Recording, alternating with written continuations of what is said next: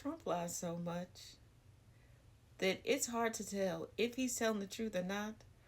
But we do know that somebody always gets affected by Trump's lies.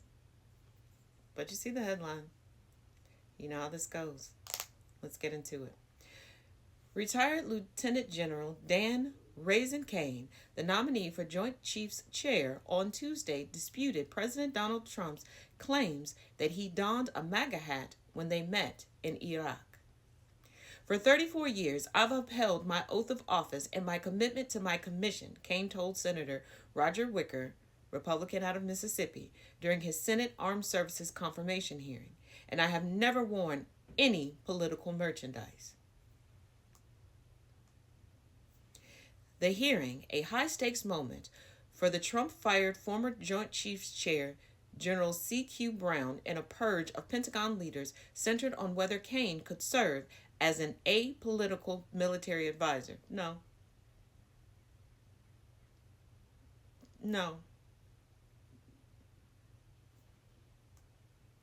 Kane, for the first time, publicly contradicted a story Trump likes to tell about their 2018 encounter in Iraq during the president's first term.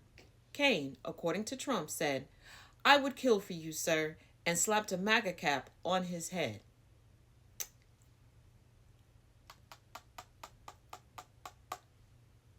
Kane, I think you're raising bullshit right now. This man has been telling this story since 2018. 2018. And now you want to say, no, no, no, no, that didn't happen? Okay. Okay, pumpkin. Trump's story has proven controversial as service members are bound by the Constitution to deliver non political, non-partisan guidance to civilian superiors. I went back and listened to those tapes, and I think the president was actually talking about somebody else, Kane said. I've never worn any political merchandise or said anything to that effect.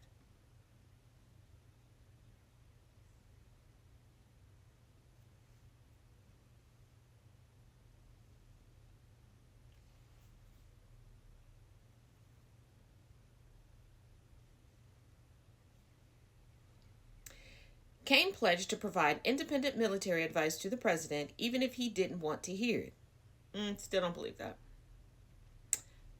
Because there's another tall tale you need to address regarding an attack, how quickly it could be done, it being your idea, whatever. Candor has gotten me here today, and candor will continue to allow me to do my job, he told senators. Wicker expressed confidence in Kane at the outset of the hearing, arguing the retired three-star general would advise the president without bias. Okay, and I'm going to get through the whole day without a snack. I think the fuck not. But he still faced skepticism over the MAGA hat anecdote, despite repeatedly refuting the story. Repeated this one time. This ain't okay. It raises questions about whether you were selected because Donald Trump thinks that you would be loyal to him rather than the Constitution, said Senator Elizabeth Warren, Democrat out of Massachusetts. Kane is a former F-16 pilot who has held senior roles in the Pentagon, CIA, and in special operations against the Islamic State.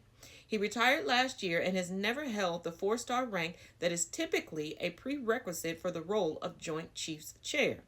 Kane would need to return to service and receive an additional star to take the role.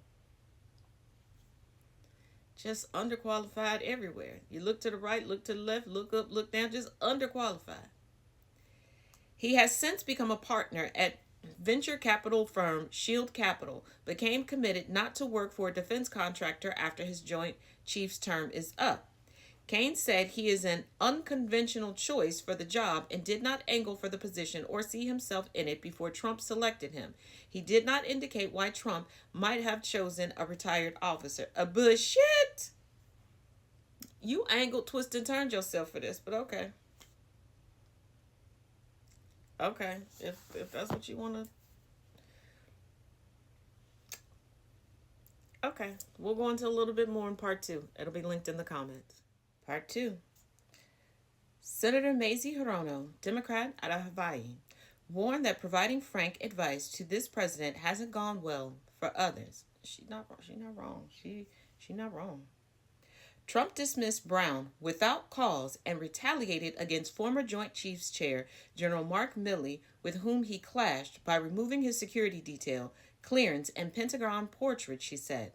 It's always a challenge to stand up to this president. Despite the pushback, several armed services Democrats appeared open to supporting his confirmation. Senator Tammy Duckworth, Democrat out of Illinois, an especially vocal critic of the Trump administration, praised Kane's experience in the National Guard. Senator Tim Kaine, Democrat out of Virginia, called Brown's ouster unfortunate, but said Kaine didn't have anything to do with that. Are we sure?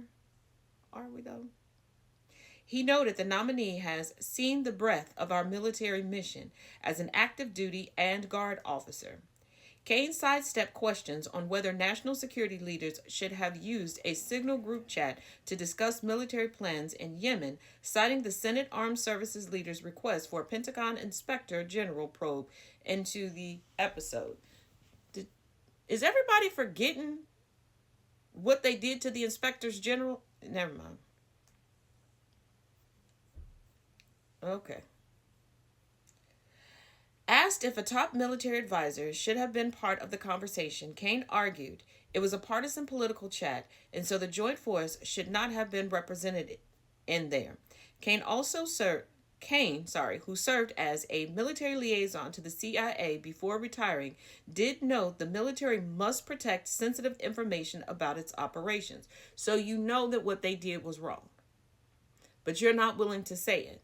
You're only willing to go against Trump when it comes to the optics of you wearing a MAGA hat.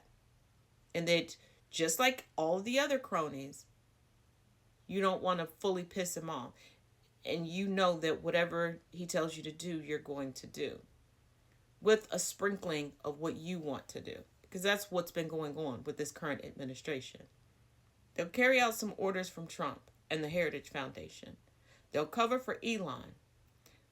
But everybody is doing their own power grab, and Trump's ego won't let him admit that he has no idea what the kids are doing when he goes to bed.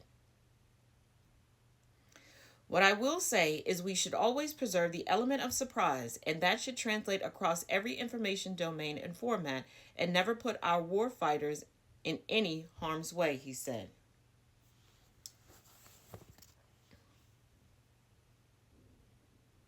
But there's a person that was in the Signal chat that just went by a first name that still, as of what I know right now, nobody knows who that was.